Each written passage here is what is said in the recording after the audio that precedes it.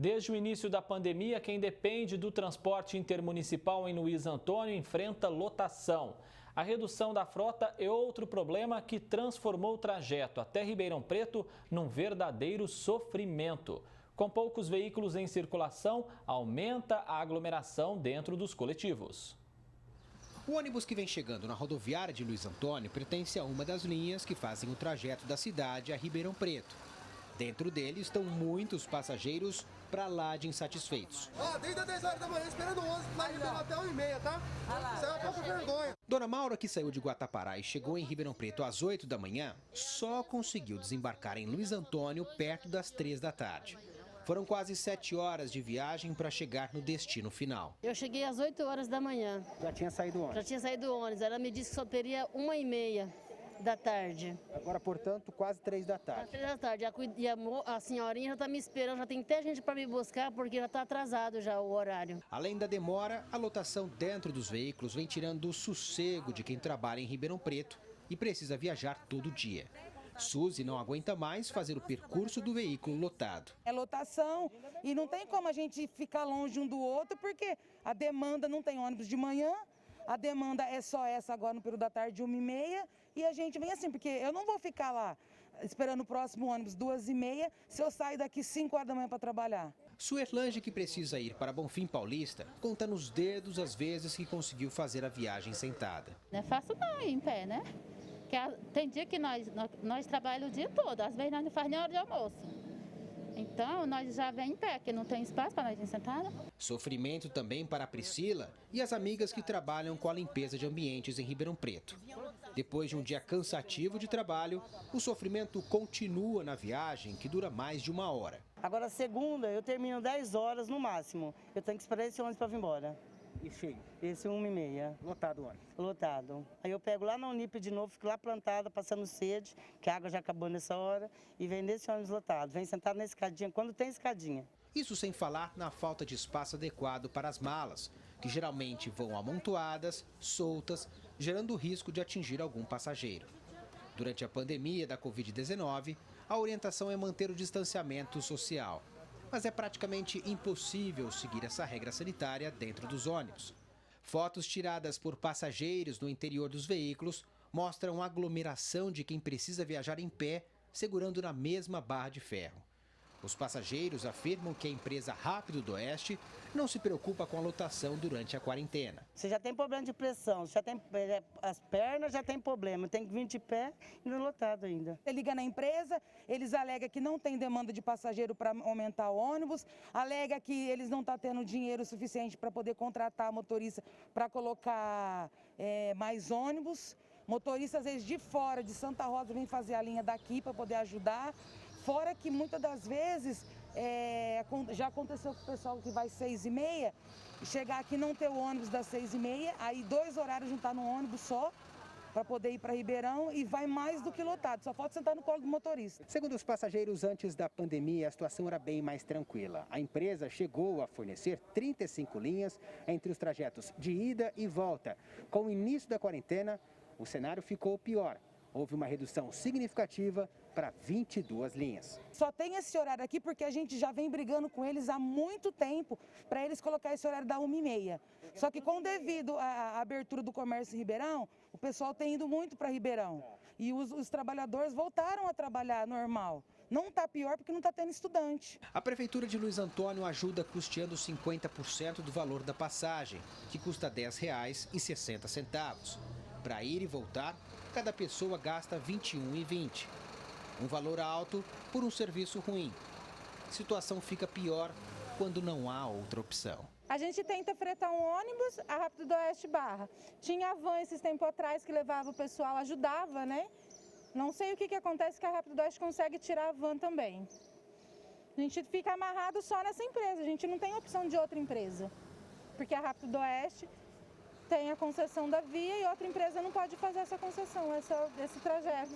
Entristece muito essa situação. Sim, não só a mim, mas todo, porque aqui tem mãe, pai de família que depende disso. Rafael Aguiar, de Luiz Antônio, para o Jornal da Clube.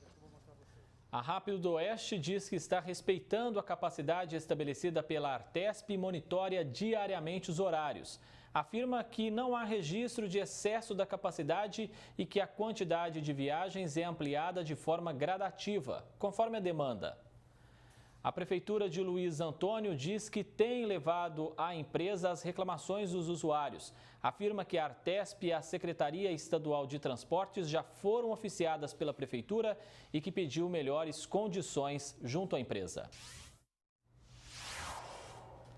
Agora, ao vivo, o Rafael Aguiar traz mais informações. Rafael, parece que não existe pandemia dentro desses ônibus lotados, um verdadeiro absurdo. Exatamente, né, André? Primeiro que é uma grande humilhação para essas pessoas que dependem, né?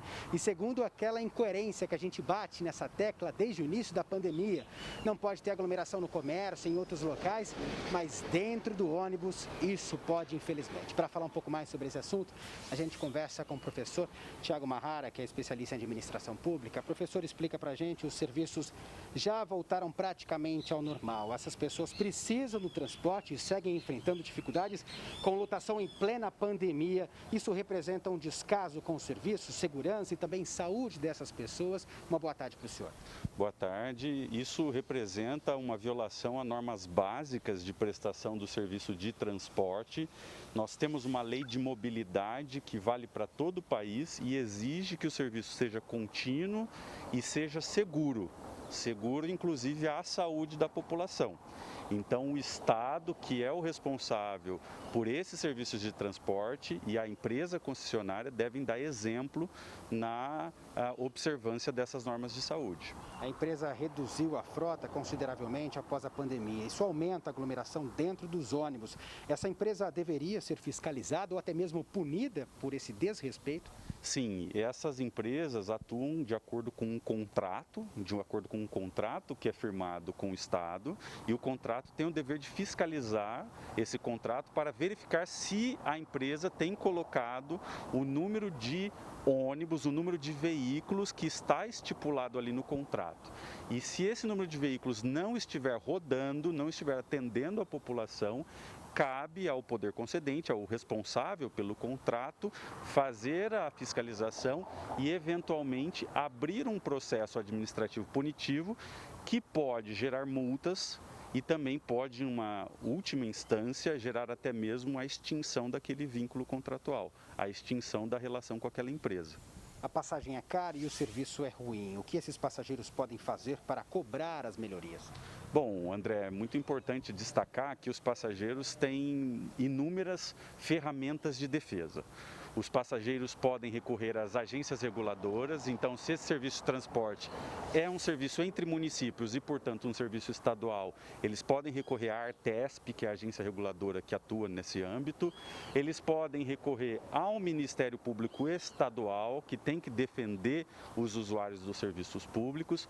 Os usuários de menor renda podem recorrer à Defensoria, caso não consigam pagar um advogado por danos que sofram em razão dessas aglomerações do serviço mal prestado.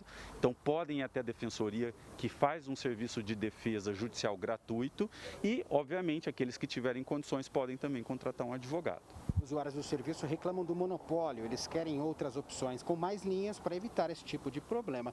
Faz sentido essa reclamação, né? Faz total sentido. Na verdade, nós temos no Brasil uma lei de concessões e a lei diz que o Estado deve promover a concorrência também entre os prestadores de serviços públicos. Então, cabe ao Estado abrir uma licitação para escolher novas empresas que prestem o mesmo serviço e possam fazer uma concorrência, uma competição, e a competição sempre é boa para que o serviço melhore. Professor, diante de tantas reclamações, temos, claro, um desrespeito da empresa em relação às normas sanitárias durante essa pandemia, né? É muito importante que a empresa, atuando aí como uma prestadora de serviços públicos, seja exemplar no respeito a todas as regras de distanciamento, de higienização. Porque, vejam, se nós esperamos isso de um restaurante particular, de um shopping, quer dizer, o serviço público, que é o serviço do Estado, tem que ser o primeiro a dar esse exemplo. A prefeitura ajuda custeando parte da passagem e já cobrou melhorias da empresa. O que mais o executivo pode fazer? Bom, o executivo pode e deve verificar se todas essas exigências feitas foram cumpridas e, se não foram cumpridas, tomar as medidas punitivas. O executivo também pode hoje entrar em acordo com a empresa, fixar algumas metas para que esses problemas sejam solucionados. E é muito importante, eu queria frisar isso, que o Ministério Público acompanhe a prestação desses serviços públicos e tome todas as medidas cabíveis. Exatamente, é necessário fiscalização. Então, Tiago, muito obrigado pela sua participação. Obrigado. E daqui a pouco eu volto com outras informações. André Costa. Até já, Rafael.